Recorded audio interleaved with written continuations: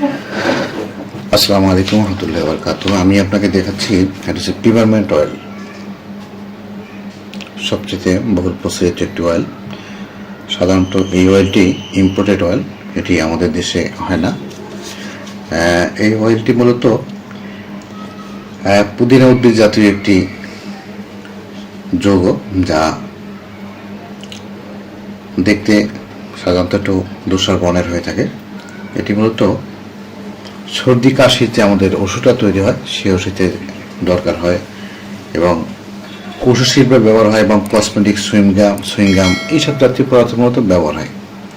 আজকে আমি চেষ্টা করবো জানার যে এই পিপারমেন্ট অয়েল মূলত কোন কোন কাজে ব্যবহার করা হয়। আপনি যদি আমার চ্যানেলটিতে নতুন হয়ে থাকেন তাহলে অবশ্যই সাবস্ক্রাইব করে রাখুন, আর যদি ফেসবুক পেজ থেকে দেখে থাকেন না বলবো পেজে একটি লাইক দিয়ে রাখুন, কারণ পরবর্তী আপডেটগুলো আপনি আমাদের এখানে পাবেন।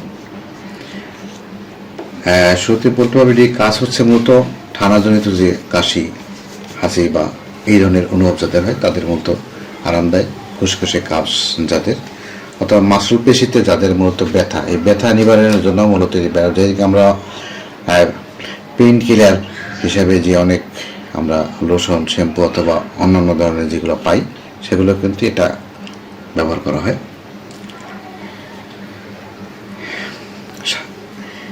এছাড়াও যে শিল্পে মূলত এটা ব্যবহার করা হয় এটি হচ্ছে যে আপনি টুথপেস্ট, মাউথওয়াশ, শ্যাম্পু এবং স্কিন কেয়ার এই প্রোডাক্টগুলোতে মূলত এই পিপারমেন্ট অয়েলটা ব্যবহার করা হয়। আর খাদ্য শিল্পের মূলত ক্যান্ডি, সুইংগাম এবং পানীয় জাতীয় যে পদার্থগুলো এগুলোতে মূলত এটি ব্যবহার করা হয়। আর তামাক, সিগারেট জাতীয় পণ্যেও মূলত এই পিপারমেন্ট অয়েলটি ব্যবহার করা হয়। মূলত বলবো যে সবচেয়ে বেশি ব্যবহার করা হয় সর্দি, কাশি, হাসি যাদের আছে তাদের এই তেলটি সবচেয়ে বেশি অবশ্যই কাজে লাগে। আপনারা যারা এই তেলটি মূলত খুঁজছেন আপনারা চাইলে আমাদের কাছ থেকে নিতে পারেন। আমরা সারা দেশব্যাপী মূলত অর্ডার নিয়ে থাকি এবং সারা বাংলাদেশে আমরা এটি সেল করে থাকি।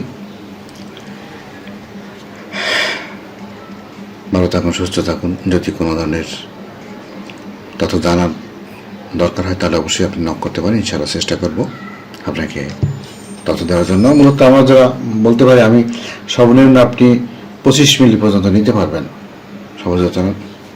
সর্বনিম্ন পরিমাণে আমরা দিতে পারবো আপনাকে। তো আল্লাহ হাফেজ।